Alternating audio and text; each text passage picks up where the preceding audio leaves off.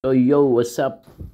Welcome back to Action TV. So yun guys, ito nga talaga guys, kung sakaling magkatotoo nga to, kung hindi mapapirma ng kontrata si Klay Thompson, ano kayang mangyayari nito? Saan team ba dapat mapunta to? Pero malay mo naman, hindi pa ito ang katapusan ng Splash Brother. Sana nga naman ay mabigyan pa talaga ng extension to. Pero sinabi nga talaga na hindi na pwede siguro lang naman.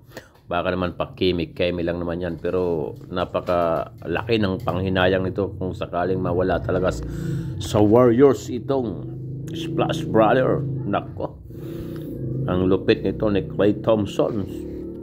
Sana naman ay mapapirma naman siya ng Golden State Warriors. Nakakapanghinayang to. Ilang championship din to ang nagawa nila ni Stephen Curry. So yun guys, at huwag kayong mag-alala kahit papanorin natin dito yan kung anong masasabi nyo sa mga video ito. So yun guys, ito talaga ibang klase ito pag uminito. Dapat ito ay mabigyan pa talaga ng mahabang kontrata sa Golden State Warriors. Ito napaka-loyal ng player na to. Di mawawala nito ang Splash Brother kung sakaling mag-trade talaga to.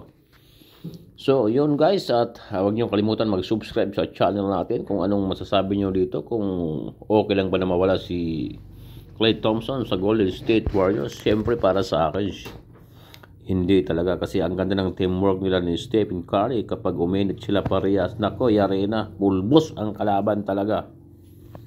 Yo, what's up mga kaibigan? Halina tayo magkwentuhan. So kilala nga ng lahat ng basketball fans si Stephen Curry at nag-iisang unanimous regular season MVP sa history ng NBA. Siya nga ay one half ng kinikilalang best shooting backcourt sa kasaysayan ng basketball. At yan nga ay ang Splash Brothers, kung saan kasama niya dyan ang kanyang teammate na si Klay Thompson. Sa mata nga ng madami ay kung catch and shoot lang ang pag-uusapan, ay debate pa nga daw kung sino ba sa dalawa ang mas magaling. Sadyang mas magaling lang talaga si Stephen Curry kung off the dribble ang pag-uusapan. Ayon nga sa iba ay dihamak na mas magaling si Curry, ngunit mas nakakatakot nga daw kapag uminit si Klay Thompson dahil sigurado ng tambak ang kabilang team kapag nangyari ito. Taong 2015 na magkampiyon ng Warriors sa pangunguna nilang dalawa, na-establish nga ni Stephen Curry ang kanyang sarili bilang isa sa mga best players sa buong liga, habang si Klay Thompson naman ay nasali sa debate ng best shooting guard sa liga noong mga oras na palagi silang nasa NBA Finals. Kasama si Curry ay nagkampiyon sila ng 4 na beses. Meron din silang 7 NBA Finals appearances. Sa prime nga ng Warriors Dynasty ay nakagawa ng iba't ibang record si Klay Thompson tulad ng 37 points in 1 quarter at most 3-pointers in 1 game. At madami din nga naniniwala na deserving siya ng pwesto sa NBA 75 greatest players of all time. Isa nga daw ito sa mga biggest snubs dito. Si Stephen Curry ay nananatiling isa sa mga best players sa buong liga ngayon. Ganun pa man, si Klay Thompson nga ay medyo nagkaroon na ng decline sa kanyang performance matapos sa tamaan siya ng kanyang ACL injury. Paminsan-minsan nga ay lumalabas pa na kasanayan natin na Klay Thompson. Ganun pa man, very inconsistent na nga siya mga kaibigan. At minsan nga ay nagiging pabigat na nga siya sa Golden State Warriors dahil hindi na din siya yung katulad ng dati na kahit malasin sa shooting ay kaya na pa din na i-lockdown ang best wing player ng kabilang team. Si Klay Thompson ay patungo na sa huling taon ng kanyang 5 years, $189 million contract. Ibig sabihin ay available na siya for extension. Well, ayon nga kay Woj ng ESPN ay walang usad dito ang Warriors. At kung wala pa din itong usad bago mag-umpisa ang season, ibig sabihin ay papasok sa free agency si Klay Thompson next off-season. Maliwanag na gustong manatili ni Klay sa Warriors at gusto din ng Warriors na manatili siya.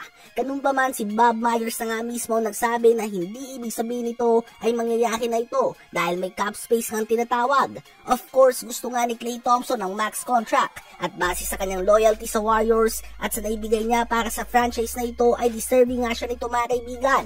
Ganun pa man, kung sa galing niya nga as of now, dito nga nagiging questionable ang Warriors. Tiyak na may mga teams na willing mag-offer ng max contract kay Klay Thompson at ito nga magiging test sa loyalty ni Klay mga kaibigan.